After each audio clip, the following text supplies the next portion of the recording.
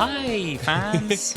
Hello! Welcome to another episode of Wholala. I'm Alasdair. And I'm Sam. And this week we're going back to a classic, our tenuous Bride Link once again. It gets even better this time. I know. As all of you following us know, we have been doing various adventures in and out of the universe, looking at all things Pride. What have we done? We've spoken to the hosts and producers of Gallifrey Cabaret. Yes. That's a good one.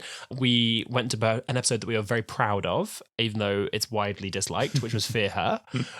We looked at the episode that had the first openly lesbian companion, Bill Potts. Yes. And I was talking to Alice about what we were going to do this week, and I felt like we needed to lean more into the camp. We really needed to focus on something camp. And Alistair, in camp queer culture at the moment, what's the biggest thing you can think of right now? This one little earworm that seems to have every homosexual I know in a chokehold is Padam. I'm going to come out and say, I'm not obsessed with it. I don't even feel like I need to come out and say that I am. Right. Yeah. People seem to be. I remember, I first heard it and I was like, okay. The second I heard it, it did something to my bloodstream, and every single person I speak to who hasn't yet heard it, I sit them down, I show them the music video. I know. It's done something to most people. So listen. Padam. I'm just going to do that while you talk. Yeah, sure. Padam. Yeah. I hear it and I know. Yeah. Padam. I know. Okay, you're actually not going to talk if I don't stop. No, I'm not. Okay. It's very distracting. So this week, we're going to the one episode of Doctor Who starring Kylie Minogue, the companion that never quite was. I think they kind of consider her a companion. I know that Russell said that she was dream casting. She was 1 in a million casting. And I definitely remember seeing a Doctor Who Confidential at the time where David Tennant was like, oh, we would have loved to have had her as a companion. But that damn world tour, she would never have been able to do it. No, sadly not. So we're going back to December 2007, if you remember this one, for the Voyage of the Padamned. Alasdair, give us a little context for this episode. So, as I say, it's Christmas 2007. Doctor Who is really in its kind of golden era peak at this point. We've just finished the series with Freema Agyeman, Miss Martha Jones.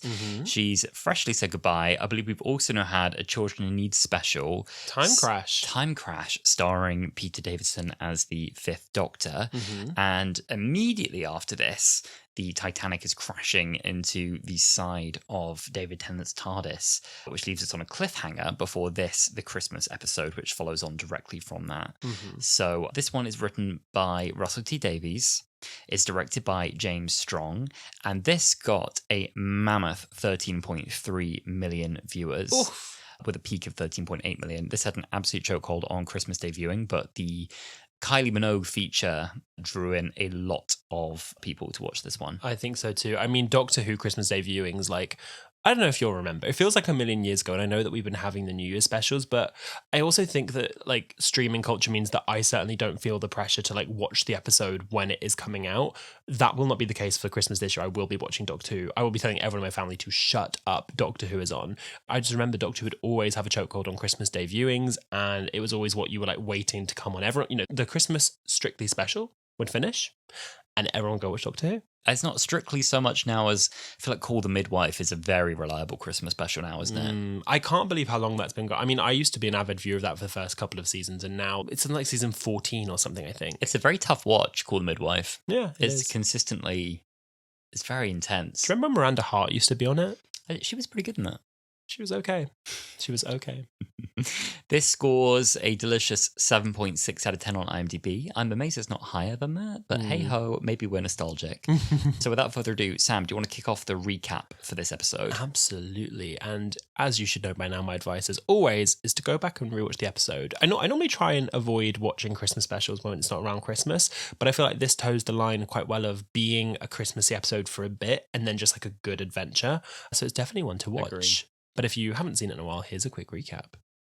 After the TARDIS crashes on what appears to be the Titanic, the 10th Doctor investigates and realizes it's an interstellar cruiser from the planet Stowe, named after the most famous ship on Earth. The ship is observing Christmas on present-day Earth to learn about, quote, primitive cultures. The Doctor sneaks on board and joins a group of aliens, including a waitress named Astrid Peth, on a trip to London. To their surprise, London is deserted due to reasonable fears about past alien attacks at Christmas. When the group returns from the trip, the captain sabotages the ship by causing a collision with meteors. Most passengers die, and the ship heads towards a catastrophic collision with Earth. If the Titanic crashes, the nuclear engines on board will wipe out human life. The Doctor contacts the handsome midshipman Frame, a surviving crew member, to help him save the ship. They face attacks from angel-like androids called the Heavenly Host, programmed to kill the survivors. After fighting them off, the Doctor discovers Max Capricorn, the ship's former owner who wants to bankrupt the company, having been ousted. Astrid sacrifices herself to stop Capricorn, but dies in the process. The Doctor uses the hosts to reach the ship's bridge and restart his engines using heat from entering the Earth's atmosphere. After saving the day, the Doctor realises that Astrid's teleport bracelet stored her molecular pattern, thinking she can be brought back from death. However, the damaged system can only partially regenerate her. With sadness, the Doctor allows Astrid to dissipate into atoms and fly through the window, fulfilling her dream of exploring the universe. Headline thoughts and feelings? Loved it. Absolutely loved it. This is one that I would rewatch a lot growing up, but I haven't seen it in a while, so it was a very nice rewatch. Loved it. Loved the episode. What about you? Yeah, let me open with a high. I mean, come on, cast. I think everyone in this is really stellar. Clive Swift as Mr. Copper is a real standout for me. I really enjoy him and his misinformation that he is spreading about Earth and the savage people who go to war with the people of Turkey and eat the turkey people. Eat the turkey people. Clive Rowe of Tracy Beaker, previously Duke, as Morven Van Hoff, a very charming couple they have there, the Van Hoffs. And Jeffrey Palmer as Captain Hardacre. He's excellent in this. Very scary, I think. Plays it totally straight, and he's quite a creepy character. Does a lot with a little. He doesn't have much to say or do. Yeah, and he's not in it much, but he really makes a stand. He took that role and he ran with it, baby. We have Bernard Cribbins, supposed to only be a cameo for this, as Wilfred Mott. We have Russell Tovey as Midshipman Frame, and we have Kylie Minogue. The Kylie Minogue is Astrid Peth. Yeah, I don't know if you'll have seen this. I actually hadn't seen these photos until prepping for this episode. As was very of the era, when they would announce a new companion, they would do like a little promo shoot with the current Doctor and the companion.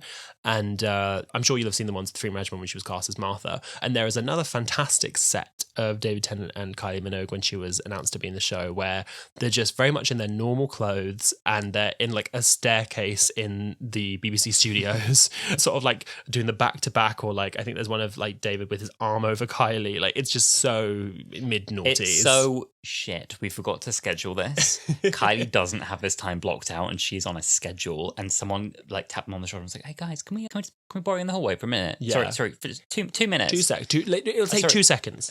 Jason, have you got the camera?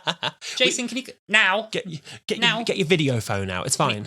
Fine. Just David, just put your arm around her. Yeah, put your arm around her. And Kylie, just cross your arms. That'll do. That's fine. That's fine. That's good. Have we got time for that? We haven't. Okay. Okay. It's back in the room. Thank you. Thanks, guys. It's very giving that energy. But yeah, it's a delicious little photo shoot before this episode. But yeah, Kylie, gag that they got her. I think they would have liked to have had her for a full series, but I don't think that was ever really a possibility because of her like busy schedule being international pop sensation. International pop sensation, I say. I also feel she's mainly known in the UK. She's massive in the UK. In the UK, she's now had a #1 every decade for 5 decades. That's insane. I think she might be like one of 4 women to do that. Yeah, and I do love recently her sister Danny Minogue, who's famous for many things, but most recently hosting I Kissed a Boy. The Danny thing makes me laugh so much because Danny Minogue, in my head at least, right? I'm so happy to be corrected on this because I feel like the Minogues generally, they got big with an older generation of gays.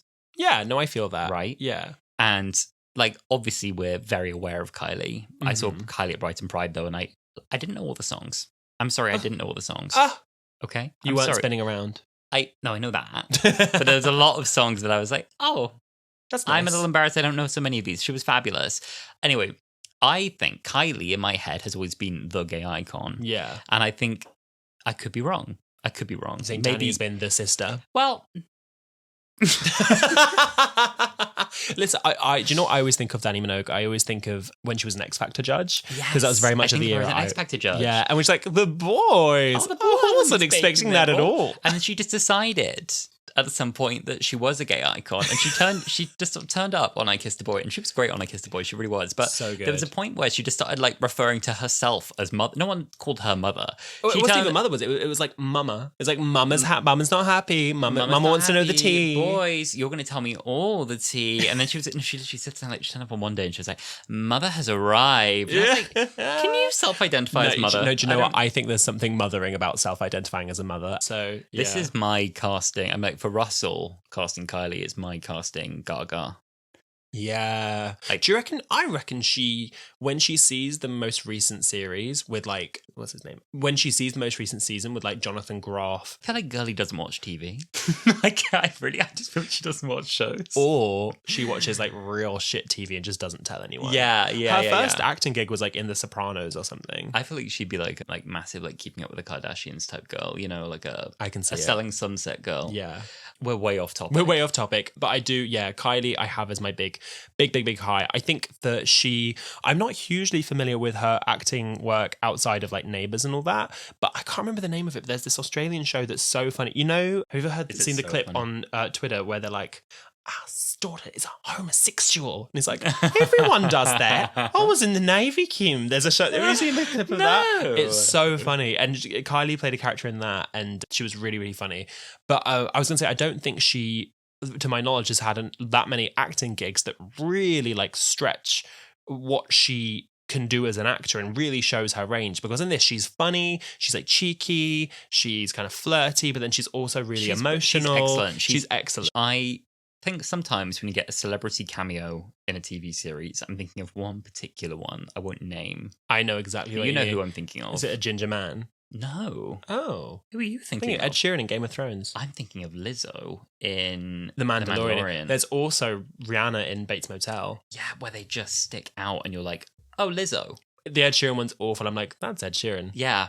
And this doesn't give, oh, Kylie. There's one bit, and I pointed out to Alison when we were watching the episode just now, where the first introduction you get like is a passing shot of the whole room, and the camera kind of like pauses on Kylie for a second just to give the audience a moment to go, oh, that's Kylie Minogue. And then carries on past her, and you don't properly meet her until like 10 minutes in. Yeah. So it doesn't really have that moment of, look, guys, look, we've got the celebrity in. Like, you really do meet her as like an organic character. Her character is very complete as well. I think like she has a really clear sense of characterization. It's not a sense of like Kylie is remembering lines. It's like she is acting. She's acting. Girlie's acting. She's like good, but I mean, I guess she like grew up on acting. Did she do Neighbours before? She's just a triple threat. What are the three threats? Acting, singing, serving. Serving. And you know what she is in this? She's serving drinks, sometimes on the house. Yes. And I love it. She is. I love it. She does that. I love it. Let's move on to another high. Yes. If I may jump in with one here. Please. A high for me is the Heavenly Hosts as the villain. Yes! Like, I know that Max is like the real villain overall, but for me, the Heavenly Hosts there's something about masked sort of metallic monsters. I think of like the Santa robots, obviously like the Cybermen. Ooh, the Clockwork Droids. The Clockwork Droids, really, really good example. And we kept saying they look like Axons from the classic series. Something about that like stoic metal sort of masked face. Can't be reasoned with. And they have like jet black eyes, super, super creepy.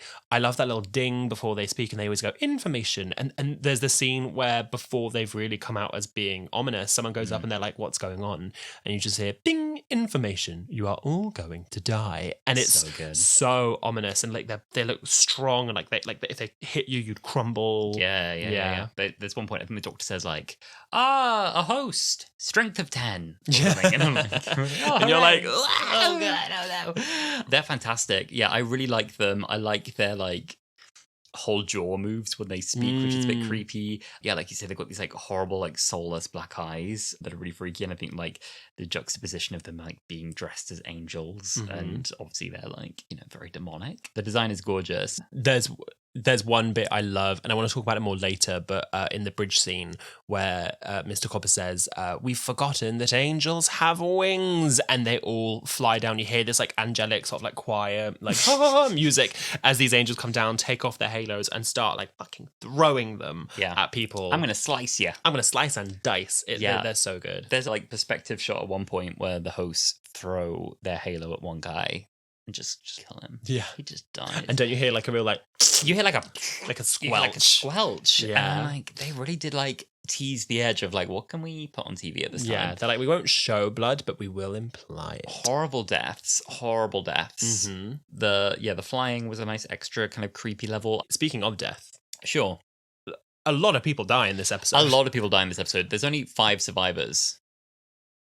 Of the ship, there's 3 survivors. Oh, God. Isn't there? There's Midshipman Frame, Mr. Copper, and the rich guy. And the doctor. Fine. Yeah, sure. The Doctor, he's And alive too. I was going to say Danica Danica dies. It's including the Doctor. There's Kylie 4. dies. You kind of get like the soul of Kylie. I guess we'll come back to that later. But like of actual survivors from the ship that we're not including the Doctor. It's not a happy episode. It's not. Even though they like survive the initial blast, or don't then get sucked out into space and suffocate. They get sliced off. All of that kitchen. What was it, kitchen 5 or something? That whole kitchen. There's like 8 of them there, and they just chippity chopped. They just all died. Yeah, and wow. Yeah, it's funny. It doesn't feel like a dark episode to me. No, I think of this as quite a fun episode. But there's that shot where you look out of the window and you just see bodies like floating in space. Well, I'm going to jump to an obvious high every time. I'm sorry. The score is great. The score's fantastic. It really is. There's a song on the soundtrack which I think is just called The Voyage of the Damned Sweet. So you can just have a little 10-minute soundtrack. Don't have to worry about changing it on your phone. Don't have to worry about, soundtracking your playlist. You can just pick one song and head for a little walk, head around the shops if you are so inclined. And in addition to that, there is the first play we get of the new Series 4 theme with a bit more guitar. It's so... bit more drums, bit more rock. It's so good. I think they're going to find it difficult to match that theme. I think like visuals, I really like what they did with Jodie's visuals. I really like what they did with Capaldi's visuals. But soundtrack wise for the theme, I just don't think they're going to match it. No, I think this one and the original theme are the two strongest by a mile for me. But we'll see. We'll see. They've got time. Look, listen. Boy's had 6 years off work. He's been doing nothing. He's done other things. He's been doing had nothing. 6 years off who to have a think about, and only for this, to have a think about what he might like to do with a theme song. So let's hope he's had 1 or 2 nice ideas in that One or two nice ideas. I, as previously said in the podcast, love what I like to call songs with words. They're just songs. And there's another classic one here where the woman is singing, it's like, it couldn't be here, what's your tale? I ought to throw you to the well. And it's very like emblematic of like a Christmas song. Yeah. But it's original. It was composed by Murray Gold. It's a bit Fairy Tale of New York-esque. Very Fairy Tale of New York-esque. And later in the episode, when they successfully steer the Titanic away from Buckingham Palace, you get a real like orchestral reprise of that.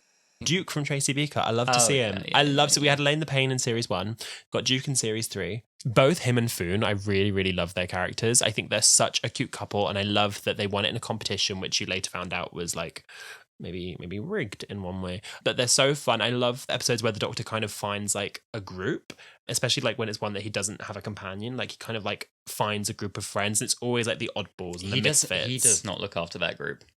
He does not. But you know what? You know what? Given the circumstances, he did the best he could do. I would have gone out the window with that one crew member when he's like, "Okay, I'm gonna go check the batteries."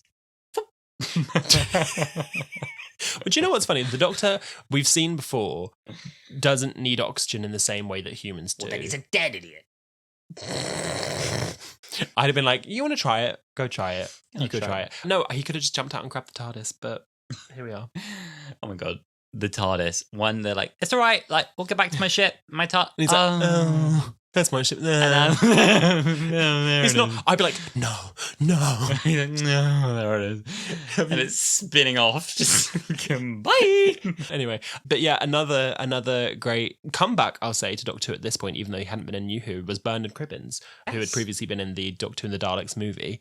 It was amazing to see him. I didn't know who he was as a child when I was introduced to him, but he had such a sparkle behind his eye, and he's so engaging anytime he's on screen, and I'm so happy that he then had the opportunity to really like grow and expand the character. And Bernard Cribbins became, I think, with like a new generation, a household name. They did a Sarah Jane with him. They did a Sarah Jane with him. To be more certain, they did an Elizabeth Sladen with him in introducing the real person to a new generation of kids, which is super nice. Yeah, and I know we were all very upset when he passed earlier this year. Last year. Yeah. There's this one shot of him. I know they filmed the whole scene with him in one night, and there's the scene where it's meant to be the next morning, and he's like looking up at the spaceship as it's crashing. He's like, "You aliens, don't you dare!" And it's so clearly like a floodlight on him at night, and he's like looking up, and it's like, "Ah, you aliens!" And you can kind of see in the corners it fading black out into night, and it's like, oh, Bernard. But it's funny to see. Bernard. Come on, Astrid, give me another high. I quite liked how they kept, instead of saying, "Oh my god," everyone goes, oh my vot. Yeah. And it made me think of like, oh mein vot, ratata. It was just a little thing I liked. Well, you made a good point. You were saying that these characters, they keep reminding us they're from the planet Stowe, which isn't Earth, and the Doctor's never been there, and he doesn't recognise them. But they have a very human culture. Very human culture, very human. There's lots of like buffalo wings and where'd they get the buffalo bakewell tart? I don't know. I feel like they must have done a trip to Earth, gotten Earth food, and be providing because they didn't know what buffalo wings were. They were like, No. oh, these buffalo have loads of wings. But I remember I was like, they're bakewell tarts on the table. Yeah. And these are aliens. No, I agree. Yeah. It's interesting because the Doctor seems to have like never really come across Stowe. He's like, oh, like I'm an idiot. You know, where did we come from? To the host, and he explains where they came from, which system it is, and he kind of does a bit of like a raised eye, like so interesting. So I don't know if he's like, oh yeah, I know which one that is, or if he's a bit like, oh, I hadn't heard of Stowe because he loves Earth. You'd think he might like shake it up and go. Yeah, Earth, you'd think he'd be like, for a change, let me just check out Stowe and whether they need saving. Maybe he did in a kind of spin-off. Yeah, that's the kind of thing that gets slipped into a comic or a Big Finish. Exactly, but it is fun. Like you get those little reminders all throughout the episode that, to be quite honest, I missed until we did the rewatch this time with subtitles, where they say "Oh my vot" instead of "Oh my god," and all of the characters say it whenever they would go "Oh my god," they say "Oh my vot," and I think that's really fun. I really like when they pad out the Doctor Who universe with planets and people that aren't just, you know, Skaro and planets where monsters are from, but also just like places where people live. Yeah. I like watching the Doctor and a group of people just trying to like figure stuff out, and they're like, we're in place A, we need to get to place B, and they have to like things they have to do on the way, and limited resources. There's a really great line from Kylie, which I know you like, which is, you might be a time king from Gallopy, but you've still got to eat. She was very horny in this episode. She was so into him, and this is a point from me. Fair enough. I didn't remember David Tennant being this suave, and I don't know if it's now that just like we're getting older and we're getting closer to the age he was when he filmed, that he looks more viable to us. I think we grew up with him and we're like, oh, I saw him as dad, like father figure. Yeah, like a comforting figure on the telly who I certainly wouldn't have found attractive. Yeah. And now that the age gap is shrinking, I'm suddenly like, oh, I see it. I see it now. And you said he's very Bond in this. He's very Bond and he's very smart. Like, there's often times, I think, when you see the horny 10th Doctor and he's like in weird flirty mode, and it's odd and it's a bit weird. Yeah, there's times I found it really, like we talked about this in the Family Blood Human Nature episode where he's trying to bring Joan onto the TARDIS. Trying to bring Joan on board. He's trying to bring the racist on board with Martha.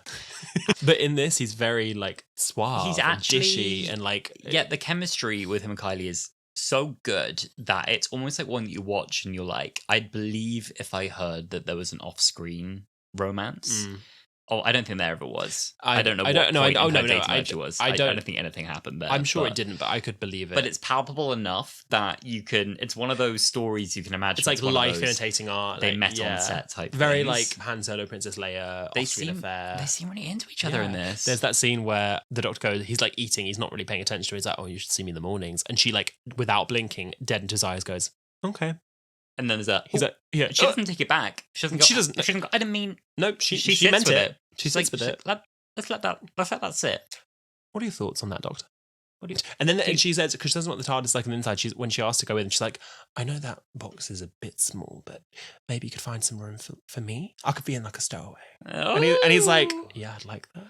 She's so she's so gorgeous as well. Like she's just so stunning. It's fine if they'd ever. I mean, their chemistry is so there off the bat. I mean, part of the reason she could never have been a companion is they would have just been in love so fast.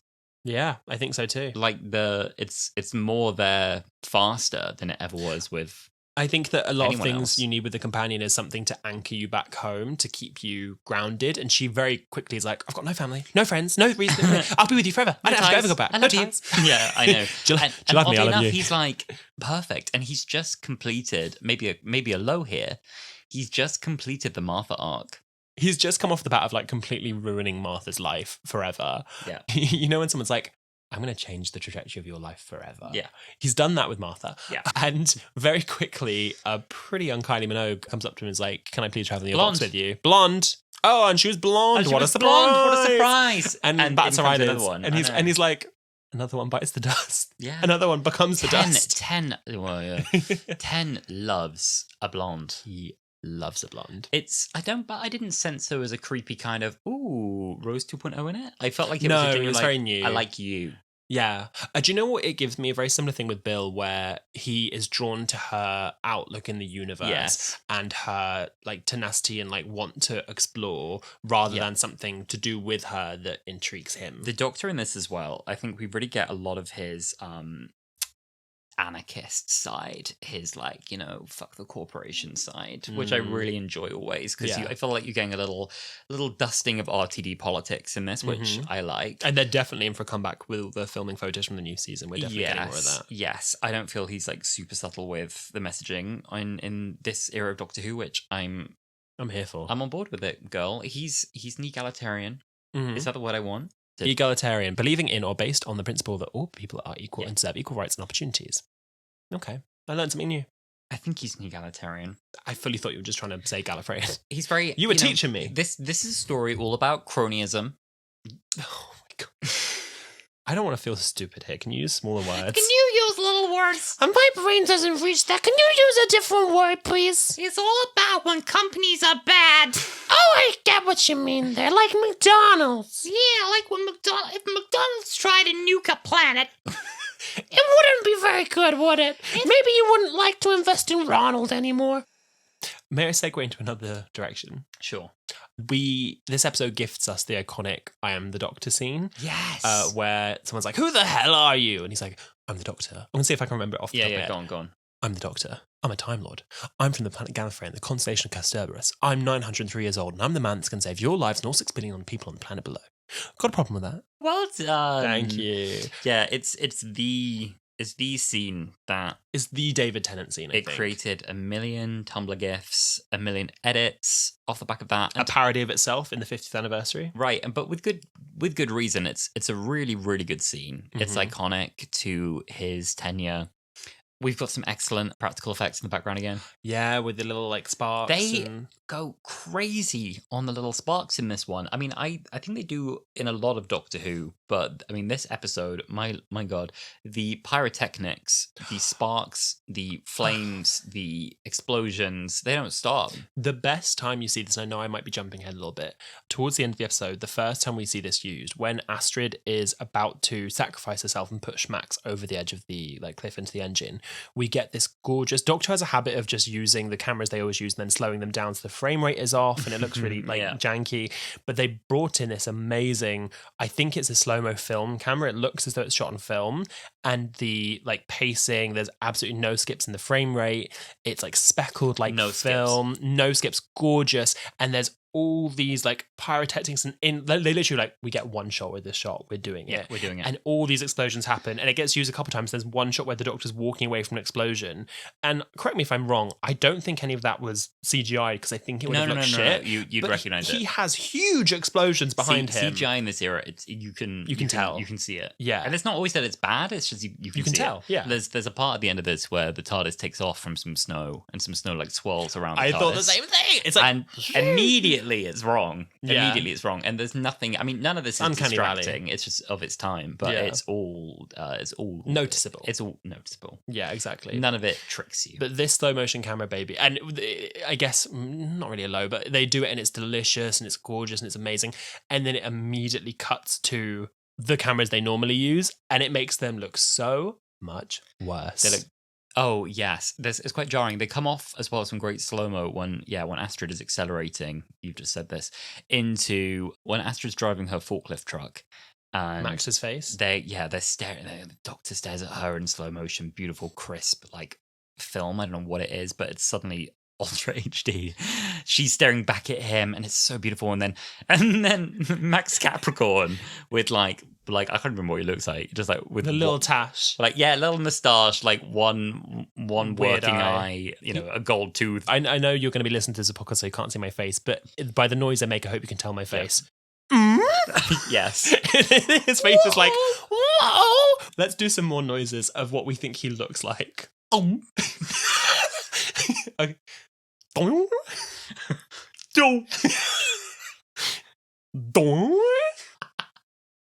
Well, I hope that gave Enough you of some that. kind of like visual description. But it was just a weird like juxtaposition. A standout moment for me Mhm. is the Van Vots, the Van Kloots, I've forgotten their name. The Van Hoffs. The Van Hoffs. You're like, a standout for me are these characters. I didn't even bother remembering their names. The Danish Purple Texans. Oh, love it. You know what I mean? The name, the Van Hots. Yeah, I get it. Yeah. When Duke from Tracy Beaker dies by falling into the fire pit, and in any other context, when Duke from Tracy Beaker dies after falling into the fire pit, when he dies from falling into a nuclear engine, watch the Beaker Girls on BBC iPlayer. And his cowgirl wife is inconsolable. I had a note here that said And Foon. Kylie's consoling her. Sorry, or no? Well, I was just going to say, I have a note here that says Foon's breakdown when she realizes her husband is dead is heartbreaking and makes her sacrifice all the more powerful. And you're like, when Duke dies in the fire pit and a cowboy wife jumps it. Well, you say this. The bit right before this, of course, is kind of he'd want you to survive. He'd want you to make it. He'd want you to go. Think about what he'd want. He'd want you to go on. She's like, he don't want nothing. He's dead. And that takes me right out of it. It's funny. It is funny. But that scene, I mean, now we're on that scene, let's talk about it. I love the bridge. What are you going to say? I was going to say, well, I love the bridge scene. It's great. She lassos. She lassos a host and is like, you're coming with me. Hops off and takes her into the fiery inferno. And I feel the Doctor doesn't react as quick as he should. He can tell, I think, from the off, like, oh, and she goes. And he lets her maybe jump and then goes, no. I feel like he's a little like, this is quite helpful, actually, if you would. Well, I think he's thinking, he's just seen her. So this bridge scene that we're talking about. She was really sad. No, so this is the bridge scene where they're having to walk from one side of the core to another. Yeah. And she lassos the host and the Doctor kind of looks, and I don't see it like that. I think he's like trying to figure out what she's doing. But before, she was like inconsolable, sobbing. Her husband's just died. Yeah. He doesn't think she has any strength left. He doesn't think she can cross by herself. She's up on her feet. And she's up on her feet and she lassos him. And I think that he thinks she might, because one might assume, push him off the edge. Right. So he sees it and he's trying to work out what she's going to do. And then when she's about to jump, he's like, wait, no, don't. Realize what she's going to do. I'm taking a very cynical reading. Could be true. Speaking of sacrifice in the scene, we've got the wonderful scene with Banaka Falata, proud, Banaka Falata, Cyborg, and then just that should have been the Pride link. Oh, he's proud to be oh yeah, there's the whole tenuous link of like cyborgs are like second class society and people hate on you if you're a cyborg. It's a real allegory for like hate in general. Yeah. And we kind of glossed over that. We did. I thought we were gonna have to try and wedge then a cyborg queer link, and I was like, I don't know if I can make. I'm glad you said hate in general, and not just like it makes me think. It makes me think of myself growing up, and I was gonna have to go, yeah.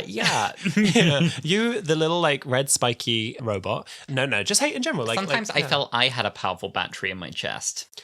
And when I die, I hope you take it. And I hope you take it and you use it to kill your foes. I have a note here that says, you feel as though the Doctor keeps failing. He hates to see people die, and his friends keep dying and sacrificing themselves all around him. It's so true.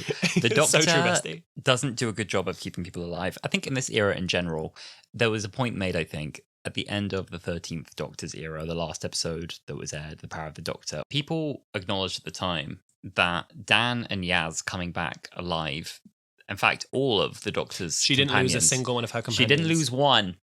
And that, I think, is a first. Every companion home safe that's never happened before. Has never been a companion in any Doctor's tenure. I believe even like 8. No, I know even like 8. Where the Doctor has managed to return every single one of their companions alive. No psychological damage. No psychological mild psychological damage. No new psychological damage. No new psychological damage. But yeah, in this, people keep dying. And I think there's a really interesting link, which I would love to say that I made up myself, where you get kind of a little hint towards the end of the episode of maybe the Time Lord Victorious, where there's the scene where the Doctor's trying to like find Astrid and Mr. Copper's like, just let her go, she's too far gone, like just let her go, and the Doctor like kicks the console and goes, I can do it, I can do anything. Yeah. And you're kind of like a little scared, you're like, no you can't, but you want him to. Oh yeah, you're fighting because he's so him. confident and you're so invested now that you want him to keep going. And it's good that he gets... Yeah, stop me falling. Stop me from falling. And you're glad he comes back from the edge. But yes, is interesting how this teases and sets up. I didn't think of it until we saw those tweets. I agree. I didn't realize how that was kind of alluding to his kind of like little power trip. But it makes sense, right? And as well, we're saying a lot of points very quickly here. That's fine. We have a lot of points. It's a hefty episode. Everyone, this is brain training. There'll be a quiz at the end. Y'all still with us? Hi. In that scene, there's another comment Mr. Copper makes, which is like, he's, of all the people to survive, he's not the one you'd have chosen, referring to the rich brat. But, if you could choose who lived and died, you'd be a monster.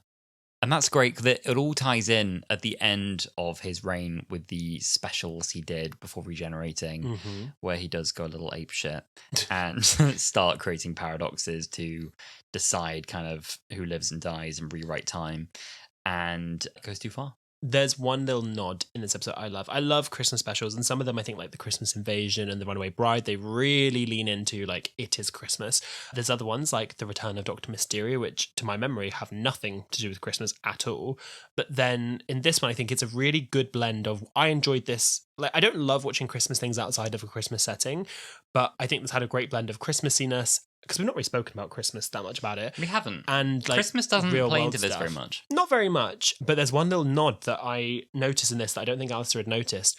When Astrid goes to kiss the doctor and she has to get the little med pack to pop her height back up and make her so she can kiss him, it's a little nod to the Yellow Pages Christmas ad from 1992. I can't believe you thought of this reference. I remembered, and I didn't even look this up. I thought this myself, where there's a girl holding mistletoe by a Christmas tree and she goes to kiss this little boy, but he's too short, so he gets the Yellow Pages and uses that to prop himself up to kiss her. As naturally you would. As naturally you would. And it's a little nod to that, and I thought that was a really fun little nod. It's sweet. It's a sweet little tie-in. It's a sweet little tie-in to Christmas. Sam's written a really moving little note here. It just says Astrid's death, and then it's just colon open bracket, just for a little sad face. It's sad. Yeah, bittersweet ending. So the doctor can't save Astrid. I always found this bit a bit disturbing, confusing as to what Astrid is experiencing. So because she was wearing a teleportation bracelet when she fell to her death, there's an emergency setting that means she's kind of suspended. It like saves your molecules or something. It saves a copy of you, I think like Star Trek style. Yeah, so it can zap you back. Yeah, if something happens, you can sort of like reset to your last save point. Yeah. And he wants to do that, should have been able to do that, but everything's so badly damaged on the ship that it's not possible. So the copy's kind of incomplete and he can't fully restore it. So you get this kind of like holographic Kylie who doesn't know where she is. She's like, stop me from falling. I'm still falling. Help. And then he has to kind of like kiss and release her through the window. Does he have to kiss her? He doesn't have to kiss her. It feels like an inopportune time, but I guess it's like a kiss goodbye. Yeah, it's not a sexy kiss. No, it's not. It's not one more for the road. Mind if I cut in here? Mind if I cut in? No, it feels like it's a soft kiss goodbye. Yeah, sorry I couldn't save you. Yeah, sending on her way. It's I think it's weird. But at first, it's not weird in the sense she initiated the first kiss. It is a bit of a bittersweet ending because I feel like you're really running the emotional high of like, shit, we're all going to die. That kind of sorts itself out in a way. The doctor just steers the ship really well, and that's sorted. And then you think you can bring Kylie back, and then you can't. And she clearly doesn't want to be there. She's in this uncomfortable state of like, not really sure if she's alive or dead, flying or falling. And then I guess it's a nice note that she always wanted to explore the universe, and the doctor sort of sets her free in a way that she can now go and explore the universe. But in what form? This is the bit that is strange for me. At the point she kind of dissolves into these atoms, it's sort of implied that she can kind of travel as like an echo of herself, as this kind of like spirit that can go anywhere and see anything, but kind of as like stardust.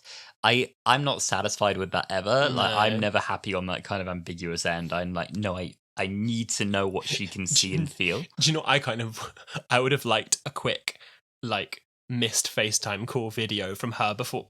Hey, doctor, I'm about to go save you. If I die, just know that this was the best day of my life. And then he got like closure that way. Right. Whereas here we don't get closure. And I'm like, it's kind of giving Clara and her, like, when she's like sort of dead, but not really, she's frozen in time, but at least she like has a body. Same with Bill. The same, last week we talked about Bill. At the end of her era, she becomes this kind of water spirit creature. And again, I'm like, so is it Bill? And also, did I'm like, Bill die? Is she happy? This is kind of it, right? And I know that we're meant to be left with some questions, and that's meant to be all part of the mystery. I'm never quite content with that. I like a little more.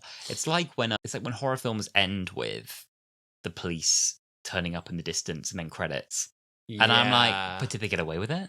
What happened next? It's giving Halloween. Yeah, I find that super frustrating. So I would have liked maybe a little more. I don't know, maybe it's I see how it's a romantic end.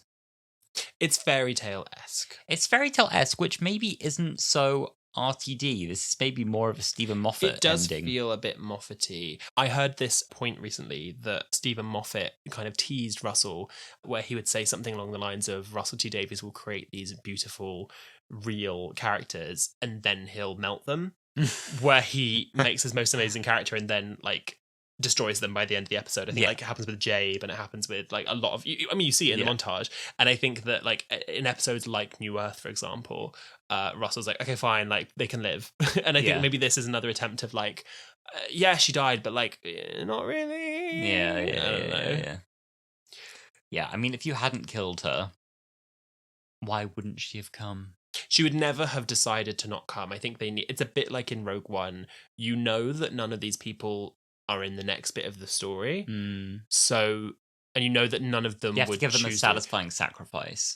You have to give them a steadfast reason why they're not there, story purpose-wise. Exactly. Well, I really enjoyed this one. Me too. I love it. I mean, we were saying earlier, can you imagine what the Kylie season would have looked like if she'd been a full companion? They would have been very in love.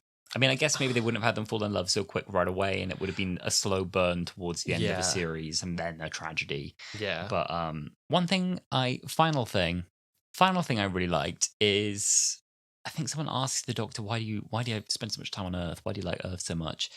And he really downplays the Time War. I mean, where he does a genocide on everybody. I did a genocide. And he's, in this war for like 100 years or more, and all his people die and burn. And to the best of his knowledge, he caused it. So he's like, oh, well, a few years ago, I became sort of homeless. Really played it on his side, and there was the Earth. Kind of a nice answer in the sense that I guess it suggests his attraction to Earth, at least in recent times, has been about kind of, it's the closest thing he can find to his own people. Yeah. But yeah, like we said, like, I mean, if this planet like Stowe exists with, I presume, not humans, just people who look a lot like humans, why he never spends that sort of time anywhere else with people who look like us? In episodes set in the future, he spends time with, human colonies or humans on a spaceship, but never with people who kind of look human but aren't us. He has a sympathy for humans, but he won't always take their side. What a great note to end on. That was lovely. Alasdair. Yes. Are you ready for another game of Camp or Down?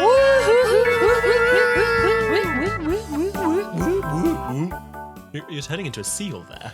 Yeah! Yeah, baby. Woohoo! Banaka Falata being a non-binary icon, camp or damp? Pretty camp, because I like the way they address as ladies, gentlemen, and Banaka Falata. They really are their own little gender, and I love that. It's really important that Banaka Falata gets that separate address. Also implies that Banaka Falata is like a mega VIP guest in that he's on a first name basis with they're on a first name basis with everyone. You should see me in the mornings. Okay, camp or damp? Pretty camp. Is that a camp quote? I think it's a camp quote. It's fun. It's a horny quote. It's a horny quote. I don't know if it's camp for me. No. Fair enough. I haven't say no to that one, actually. Fair enough. I don't know if I agree, but that's fine. And finally, every single scene with Kylie Minogue, Padamned, the Voyage of the Damned. Yeah, Kylie's entire presence is camp, really. I think Kylie in a Doctor Who episode is such a treat.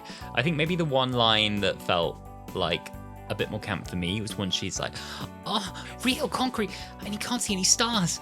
And it stinks. It stinks. This is amazing. Thank you. It's amazing. We really lean into like the Tegan Aussie accent rather. I feel like Kylie's got quite a soft British Australian accent. It stinks.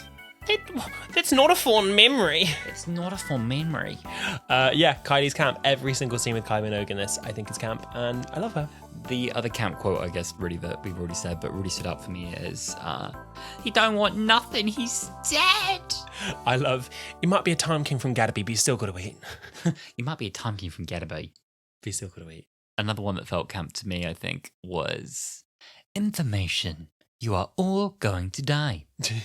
Kill, kill, kill. Let me look up who the voice was of that, and I might have to slot that in with our fun facts. Hey, what a nice segue. Nice huh? segue. Nice segue, huh? Huh?